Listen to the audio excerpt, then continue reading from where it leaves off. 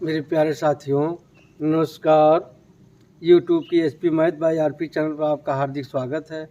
आइए आज हम लोग 9वीं कक्षा गणित के अंतर्गत प्रश्नावली 13.2 के प्रश्नों का हल करना सीखते हैं। पहला प्रश्न है, ऊंचाई 14 सेंटीमीटर वाले एक लंब वृत्तीय बेलन का वक्र पृष्ठीय क्षेत्रफल 88 वर्ग सेंटीमीटर है। बेलन की आधार का व्यास ज्ञात कीजिए। मान लीजिए एक बेलन है, यह बेलन की ऊंचाई है 14 सेंटीमीटर और जो इसका यह व्यास है, यही पूछ रहा है। यही व्यास पूछ रहा है और इसके वक्र पृष्ठीय क्षेत्रफल यह क्षेत्रफल दिया है 88 वर्ग सेंटीमीटर। ऊंचाई दिया है, वक्र पृष्ठीय क्षेत्रफल दिया है और यही इसका व्यास पूछ रहा है। तो आइए देखते हैं, जो दिया है उसको पहले लिख लेते हैं। क्या दिया है? पहला प्रश्न है, दिया है बेलन की ऊंचाई, बेलन की ऊंचाई इसी यच कहते हैं, बराबर क्या दिया है? 14 सेंटीमीटर। 14 सेंटीमीटर। और बेलन का वक्र पृष्ठ दिया है, बेलन का वक्र पृष्ठ लिखिए या पृष्ठीय क्षेत्रफल लिखिए, एक ही मतलब है, 88 वर्ग सेंटीमीटर। अब क्या पूछ रहा है? आधार का व्यास। क्या पूछ रहा है? व्यास। यही व्यास निकालना है। तो हम जानते हैं बेलन का वक्र पृष्ठ क्या होता है? बेलन का वक्र पृष्ठ या पृष्ठीय क्षेत्रफल होता है 2 पाई आर एच। इसी में मान रख देना है। बेलन का वक्र पृष्ठ दिया है, कितना है? 88। अब 2 गुणे 22/7 गुणे आर नहीं मालूम है, एच कितना है? 14 सेंटीमीटर। अब इसी को हल करना दिखे कर जाएगा। 7 दूनी 14 और 2 22 दूनी 44 दूनी 88। क्या आ गया? 88 आर। अब इसलिए आर बराबर क्या हो जाएगा? 88/88 बराबर आ जाएगा 1। अब व्यास बराबर क्या होता है? व्यास बराबर होता है 2 गुणे आर, यानी हो जाएगा 2 गुणे 1 बराबर 2। अब उत्तर क्या हो जाएगा? बेलन का व्यास बराबर 2 सेंटीमीटर। ये उत्तर हो गया। क्या? बेलन का व्यास 2 सेंटीमीटर। क्या करना है इसमें? बेलन की ऊंचाई आप लिख लिए 14 सेंटीमीटर, बेलन का वक्र पृष्ठ 88 वर्ग सेंटीमीटर दिया है, व्यास ज्ञात करना है। हम जानते हैं बेलन का वक्र पृष्ठ बराबर होता है 2 पाई आर एच। इसी में मान रखकर हल कर देना है। आर निकल गया 1। अब व्यास बराबर होता है 2 गुणे त्रिज्या, आ गया 2। अब उत्तर हो गया बेलन का व्यास बराबर 2 सेंटीमीटर। अब आइए अगला प्रश्न देखते हैं।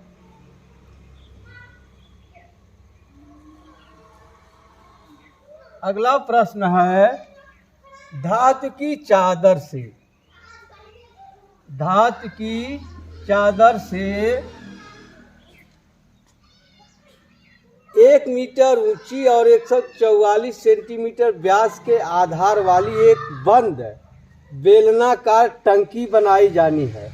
इसके लिए कितने वर्ग मीटर कागज या चादर की आवश्यकता होगी? अब देखिए इस तरह से है। मान लीजिए ये आयताकार चादर है, यह आयताकार एक चादर है जिससे आप इसको मोड़ करके एक बेलन बनाया जा रहा है। क्या? एक बेलन बना दिया गया। इस बेलन की ऊंचाई होगी 1 मीटर और इसका जो व्यास होगा, ये व्यास यह होगा 140 सेंटीमीटर। और यह बेलन बंद है, इधर से भी बंद है, इधर से भी बंद है। तो इसके लिए कितने वर्ग मीटर चादर की आवश्यकता होगी? कैसे निकलेगा? इसका पृष्ठीय क्षेत्रफल निकाल लें, वक्र पृष्ठीय क्षेत्रफल और दोनों सिरों का क्षेत्रफल जोड़ देंगे, वही आ जाएगा कितने चादर की आवश्यकता होगी। देखिए इतना तो ये लगेगा, इसके अलावा इसके ऊपरी निचले भाग को ढकने के लिए भी चादर लगेगा। तो आइए देखते हैं, दूसरा प्रश्न है, अब बेलन की ऊंचाई, या यह लिख लीजिए बेलनाकार टंकी की ऊंचाई या बराबर कितना दिया है? 1 मीटर। और टंकी का व्यास या बेलनाकार टंकी का व्यास बराबर दिया है 140 सेंटीमीटर। इसे मीटर में बदल लीजिए, 1 मीटर बराबर होता है 100 सेंटीमीटर। इसमें 100 से भाग दे देंगे, आ जाएगा 1.40 मीटर। तब त्रिज्या क्या हो जाएगी?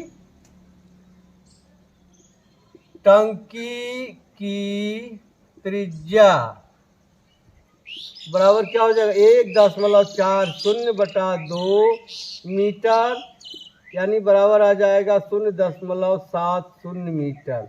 अब हमें देखिए ऊंचाई भी मालूम हो गया और टंकी की त्रिज्या मालूम हो गई। क्या निकालना है? कितना चादर लगेगा। तब टंकी बनाने में आवश्यक चादर का क्षेत्रफल, टंकी बनाने में आवश्यक चादर का क्षेत्रफल बराबर हो जाएगा टंकी का संपूर्ण पृष्ठीय क्षेत्रफल। टंकी का संपूर्ण पृष्ठीय क्षेत्रफल।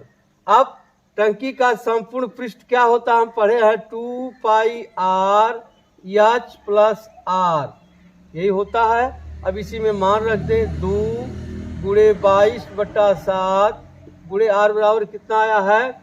0.70। h 1 है, धन 0.70।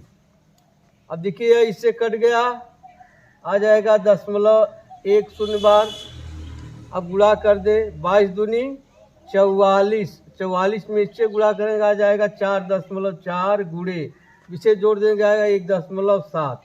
अब गुणा कर दें, 17 चौका 68, 17 चौका 68, 74 आ गया 7.48 वर्ग मीटर। यही उत्तर हो गया। क्या पूछ रहा है? इसके लिए कितने वर्ग मीटर चादर की आवश्यकता होगी? आवश्यक चादर का क्षेत्रफल, या आप लिख देंगे प्रयुक्त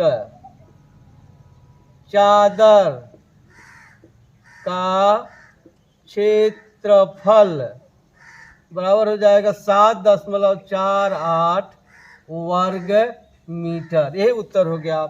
प्रयुक्त चादर का क्षेत्रफल बराबर 7.48 वर्ग मीटर। अब बेलनाकार टंकी की ऊंचाई आप लिख लीजिए, बेलनाकार टंकी का व्यास दिया है वो लिख लीजिए, त्रिज्या निकाल लीजिए। अब टंकी बनवाने में या बनाने में आवश्यक चादर का क्षेत्रफल क्या होगा? टंकी का संपूर्ण पृष्ठीय क्षेत्रफल के बराबर होगा।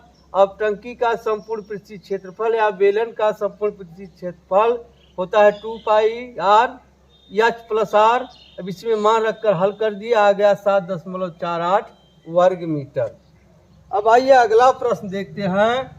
प्रश्न संख्या 3, धातु का एक पाइप 77 सेंटीमीटर लंबा है। धातु का एक पाइप 77 सेंटीमीटर लंबा है। इसके एक अनुप्रस्थ काट का आंतरिक व्यास 4 सेंटीमीटर है और बाहरी व्यास 4.4 सेंटीमीटर है। ज्ञात कीजिए आंतरिक वक्र पृष्ठीय क्षेत्रफल, बाहरी वक्र पृष्ठीय क्षेत्रफल और कुल पृष्ठीय क्षेत्रफल। अब देखिए एक बेलन है, क्या है, देखिए मान लीजिए यही बेलन है, कह रहा है 77 सेंटीमीटर लंबा है और जो यह अनुप्रस्थ काट इसका है, मान लीजिए इसको काट के निकाल दिया गया, उसका आंतरिक व्यास और बाहरी व्यास देखिए इस तरह का है, छोटा सा है, यह अनुप्रस्थ काट है, देखिए इस तरह से यह बाहरी व्यास है और देखिए छोटा सा गोला जो दिखाई दे रहा है वृत्त, यह आंतरिक व्यास है। यह बाहरी व्यास, यह आंतरिक व्यास, यानी इतना मोटा जो चौड़ाई देख रहे हैं इसकी, यह इतना मोटा बेलन बना है जिस धातु का बना है। अब क्या कह रहा, वक्र पृष्ठीय क्षेत्रफल, आंतरिक वक्र पृष्ठीय क्षेत्रफल, आंतरिक त्रिज्या निकाल लेंगे, फिर बाहरी त्रिज्या निकाल कर बाहरी वक्र पृष्ठ निकाल लेंगे और संपूर्ण पृष्ठीय क्षेत्रफल ज्ञात करने के लिए देखिए इतना नीचे है उतना ऊपर है। यह देखिए एक छल्ला है, इस छल्ले का क्षेत्रफल निकाल कर दूना कर देंगे और इन दोनों में जोड़ देंगे, वही आ जाएगा इसका संपूर्ण पृष्ठीय क्षेत्रफल या कुल पृष्ठीय क्षेत्रफल। तो आइए देखते हैं, तीसरा प्रश्न है, पाइप की लंबाई, क्या, पाइप की लंबाई बराबर है कितना, 77 सेंटीमीटर और अनुप्रस्थ काट का आंतरिक व्यास 4 सेंटीमीटर है, तो आंतरिक त्रिज्या क्या हो जाएगी, आंतरिक त्रिज्या बराबर हो जाएगा 4/2 सेंटीमीटर, यानी हो जाएगा 2 सेंटीमीटर। इसे मान ले रहे हैं R1, ठीक, क्या इसे मान ले रहे हैं R1, आंतरिक त्रिज्या निकल गई। फिर बाहरी त्रिज्या दिया है, बाहरी त्रिज्या बराबर क्या, व्यास है 4.4/2 सेंटीमीटर, यानी आ जाएगा 2.2 सेंटीमीटर। इसे R2 मान ले रहे हैं, ठीक। अब आइए हल करते हैं। पहला है आंतरिक वक्र पृष्ठीय क्षेत्रफल, पहला आंतरिक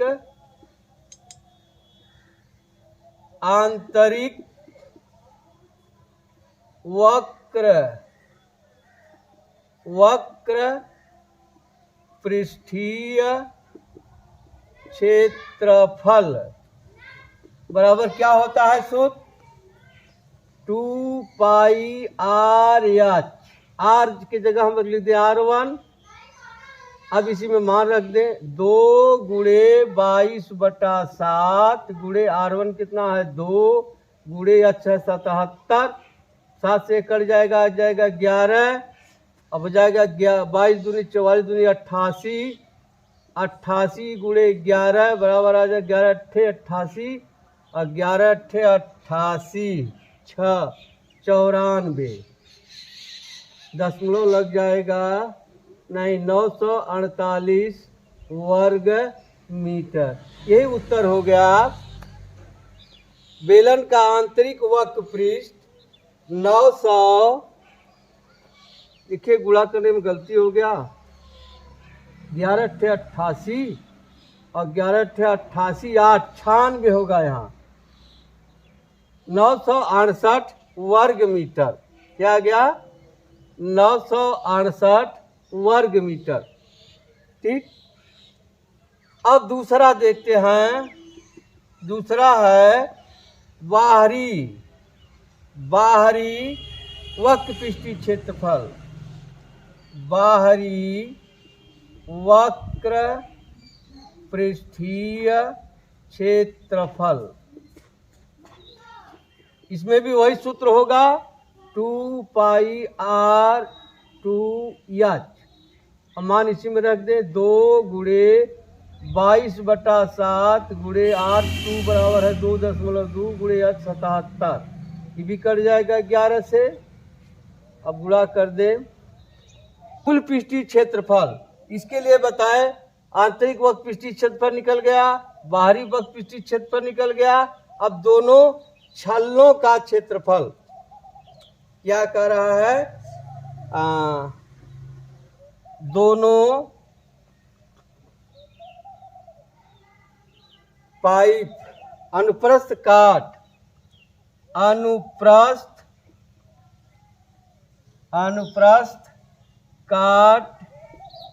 के छल्लों का क्षेत्रफल। अब देखिए इस तरह से हो जाएगा। इस तरह से मान लिया इसका त्रिज्या R1 है, इसका त्रिज्या R2 है। इस तरह से अब पूरा क्षेत्रफल निकाल करके यह क्षेत्रफल घटा दें तो क्या आ जाएगा? अब देखिए दो क्षेत्रफल है, एक नीचे एक ऊपर है, दो का गुणा कर दे रहे हैं। 2 गुणे क्या हो जाएगा? पाई R2² माइनस पाई R1²। यही होगा। अब यहाँ हो जाएगा 2 पाई कॉमन ले लें, हो जाएगा R2² माइनस R1²। यह हो गया। अब क्या हो जाएगा? बराबर हो जाएगा क्या है? अनुप्रस्थ काट के छल्लों का क्षेत्रफल। यहाँ हो जाएगा अनुप्रस्थ काट के छल्लों का क्षेत्रफल बराबर हो जाएगा 2×22/7 गुणे R2 बराबर है 2.2 का वर्ग माइनस 2 का वर्ग। अब यहाँ हो जाएगा 2×22/7 गुणे, अब हो जाएगा यहाँ 4.2 गुणे 0.2। इस नियम का पालन किया गया। A² माइनस B² बराबर होता है A plus B, A minus B। इस नियम से अब ये कटेगा 7 छक 42। अब क्या हो जाएगा? 22 दूनी 44 गुणे 6 दूनी 12, ये आ जाएगा। अब 12 चौक 48, 12 चौक 48, 4 52, 5.28 वर्ग मीटर। अब तीसरा लगा लीजिए, क्या है? कुल पृष्ठीय क्षेत्रफल। कुल पृष्ठीय क्षेत्रफल बराबर हो जाएगा आंतरिक वक्र पृष्ठ धन बाहरी वक्र पृष्ठ धन दोनों सिरों के छल्लों का क्षेत्रफल। अब रख दिया जाए। आंतरिक वक्र पृष्ठ कितना आया है? 968। धन बाहरी वक्र पृष्ठ 1064.8 और इसका क्या आ गया? 5.28। कितना आ गया? 5.28। अब जोड़ दें इसी को, क्या जाएगा? 8, यहाँ 8 रहेगा। फिर से जोड़ लीजिए। हासिल 1 लगा है, 9 1 10 और 1 1 2। अब 10 लग जाएगा 2 अंक पर। ये हो गया वर्ग मीटर। क्या आ गया? 2038.08 वर्ग मीटर। 2038.08 वर्ग मीटर। एक उत्तर ये हो गया और एक उत्तर यह हो गया और एक उत्तर यह हो गया। देखिए क्या किए, पाइप की लंबाई 77 सेंटीमीटर है, आप लिख लिए। आंतरिक त्रिज्या 2 सेंटीमीटर, व्यास दिया आधा कर दिए। बाहरी त्रिज्या 2.2 सेंटीमीटर। आंतरिक वक्र पृष्ठीय क्षेत्रफल 2πr1h, अब इसमें मान रख दिया गया। फिर बाहरी वक्र पृष्ठीय क्षेत्रफल 2πr2h, इसमें मान रख दिया गया इतना। अब अनुप्रस्थ काट के छल्लों का क्षेत्रफल क्या होगा, उसके बाहरी वृत्ताकार क्षेत्र, बाहरी क्षेत्रफल में से भीतरी क्षेत्रफल निकाल लेंगे, जो छल्ला बचेगा उसी का यह क्षेत्रफल है। अब दोनों सिरों का है, इसलिए इसमें 2 का गुणा कर दिए हैं। अब हल कर दिए, आ गया हल करने पर 5.28 वर्ग मीटर।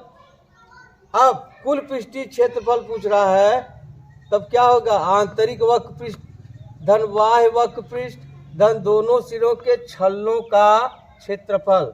आंतरिक वक्र पृष्ठ इतना है, बाह्य वक्र पृष्ठ इतना है और छल्लों का क्षेत्रफल इतना है, जोड़िए 2038.08 वर्ग मीटर। अब आप लगाइएगा। अब मिलते हैं अगली वीडियो में, तब तक के लिए धन्यवाद। जय हिंद, जय भारत।